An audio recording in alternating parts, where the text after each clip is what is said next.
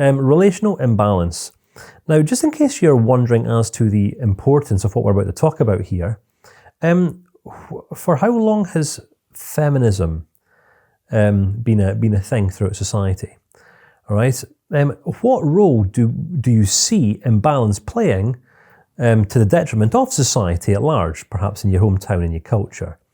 We watch the news today, various TV shows, and there are many women talk about women's rights, and you have some men who are dismissive of the notion. And I'm just saying it's the state of our world, all right? Based upon some sort of idea that there's perhaps a superior species or a superior sex or something like this. And we just want to burst that little bubble here because it's a very, very silly and immature notion to consider that, male is greater than female or female is greater than male. Instead, what we want to talk about here is more roles, all right? Roles in the context of a relationship, all right? Because the truth of the matter is that women are different from men and men are different from women, all right? This is determined by our genitalia, by a number of different factors, all right? It's just one of these things, all right? I guess men and women are biologically made the way that they are to complement each other, all right? That's it, but we don't always see this throughout society. Instead, in many societies, we'll see men and women competing with each other, and we'll see this a lot in marriage. So one reason why many marriages end in divorce, why some marriages will kind of see 20, 30 or 40 years without any intimacy other than for the purpose of procreation.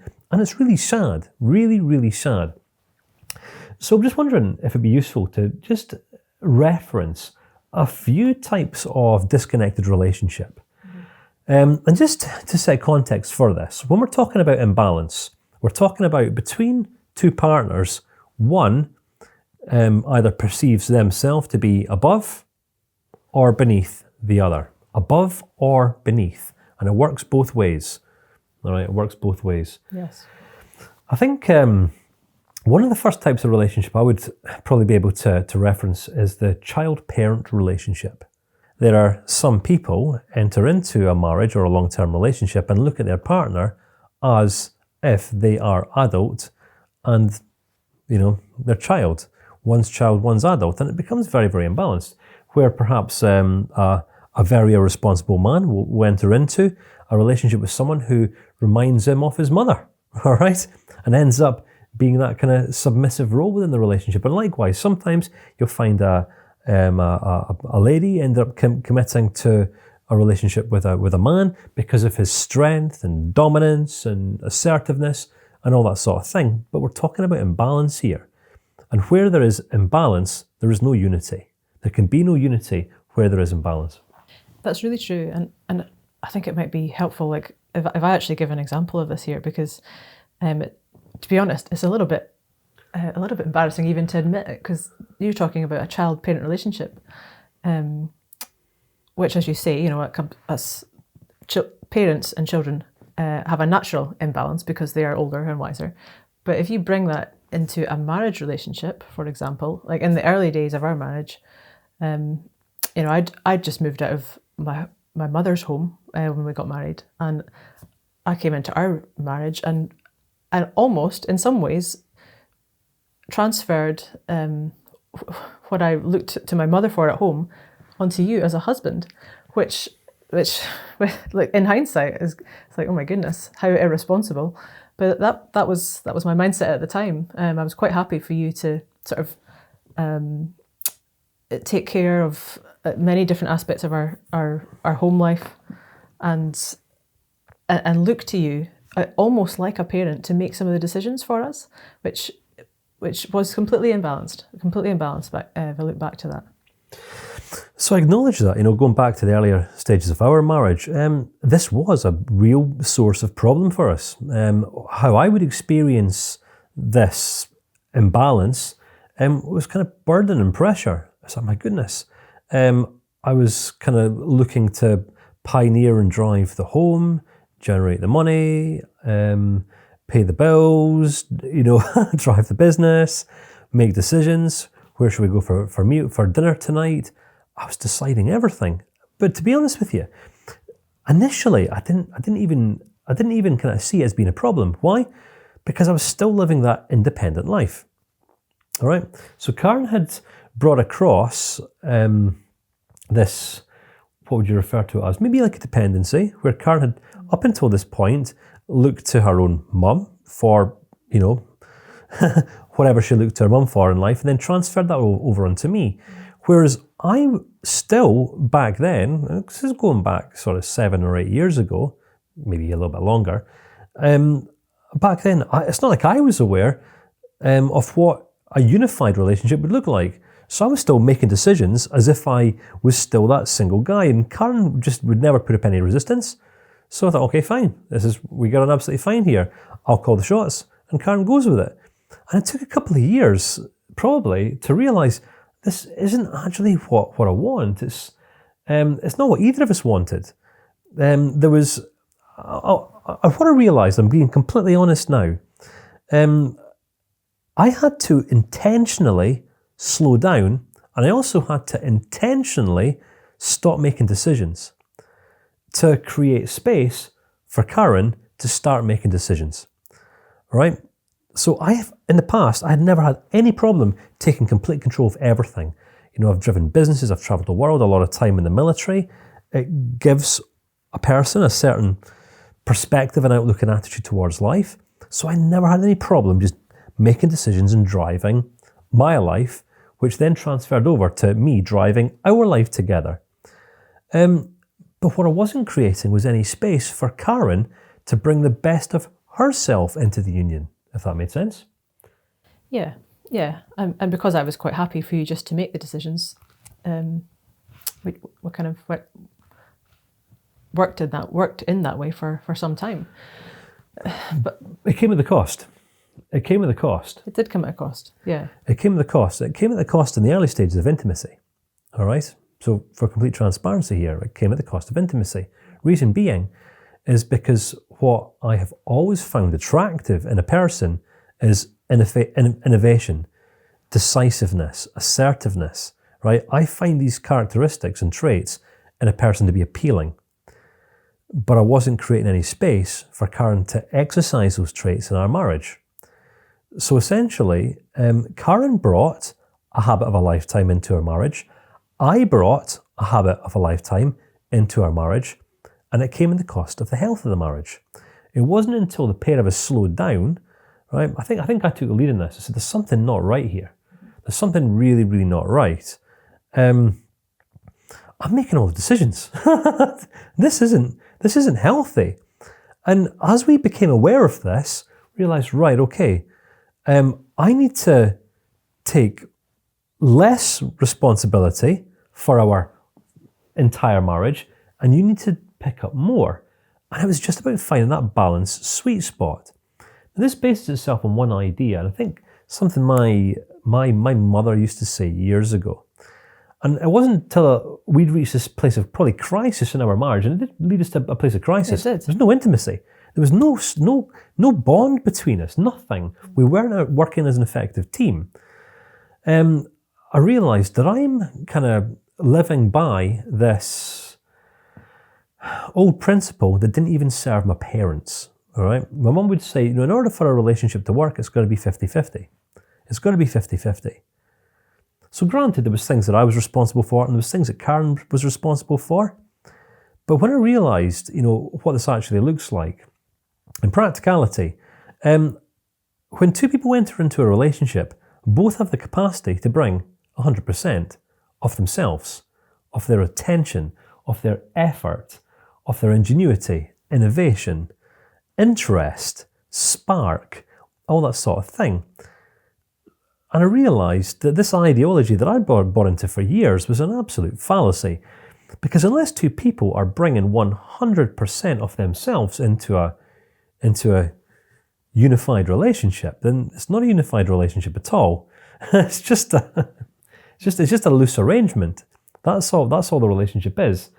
And when I realised that I was delivering 100%, but I hadn't given Karen any opportunity to pick up any weight or responsibility, because that was just my habit of a lifetime. So, yeah. So, like as Kane created a wee bit space for me to take responsibility. I guess that was probably quite a turning point for us in our relationship, because and that's been a gradual process over the years, don't get me wrong, in terms of really developing trust, because you could see what you can trust me for, and the intimacy has come through that. We have a much greater level of intimacy in our relationship today than we did back then.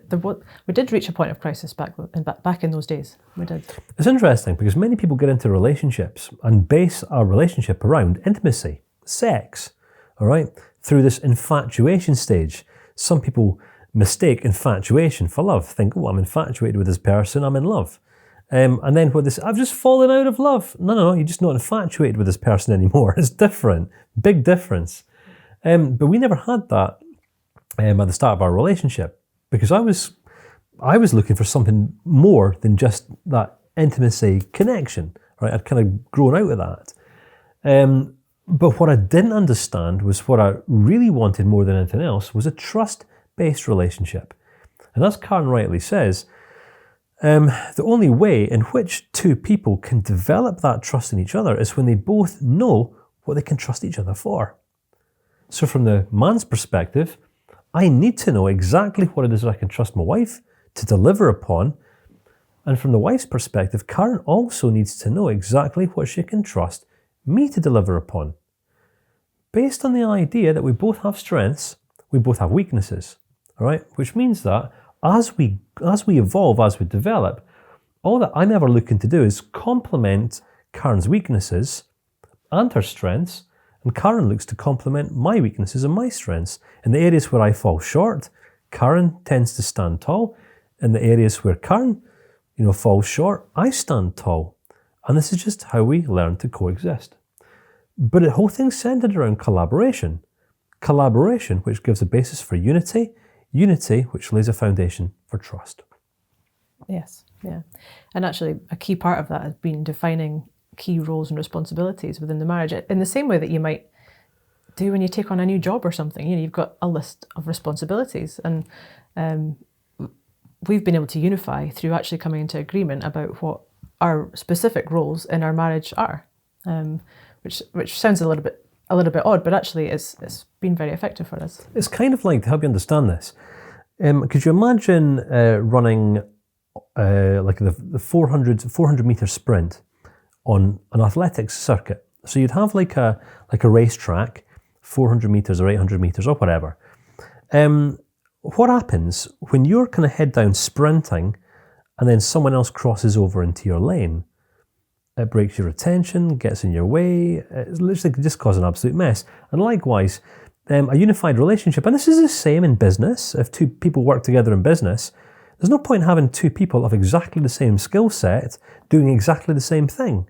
One just null and voids the other. And exactly the same way in marriage, I'm not particularly great at managing finances. I'll be the first to admit. Right? I'm very, very good at generating finances. I'm great.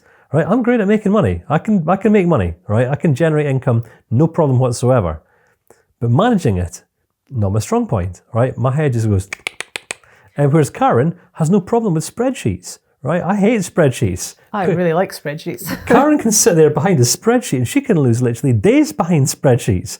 She says, well, look at my spreadsheets. It all works. Look at all these. And I'm like, I don't care. I'm not interested. I'll just go out there and make some more money, right? I'm just, as an example, right, of two people complementing each other. Another example, over the last decade, we've built a pretty effective business together. So I take the lead when it comes to creative innovation, product development, marketing, all this kind of thing. Whereas Karen is naturally more inclined to working with people, management. Karen will remember to pay people's invoices on time, whereas my inbox just kind of piles up, and sometimes we end up getting complaints and losing the trust of other people when they don't get paid. That's what happens when people send me emails. All right, don't get responded to, but Karen gets sent an email, right, and it's responded to literally right away. So when someone, that's how we learn to complement each other in the home, for example. All right, Karen Once a week, we'll take responsibility for doing the grocery shopping, the online shop or whatever. I'll forget about it. I'll just forget. But when we're doing kind of home developments, we're going through a full refurbishment project at the moment.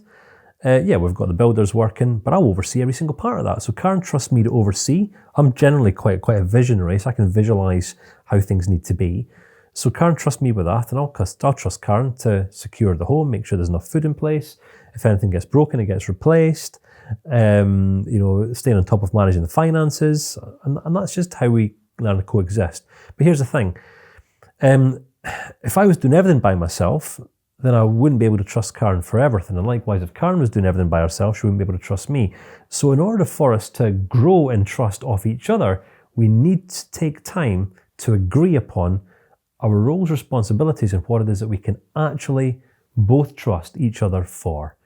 It's a very, very valuable relationship. If you don't have this, there's a pretty good chance that your relationship will be in a place of imbalance, and it will cost you intimacy and it will cost you trust.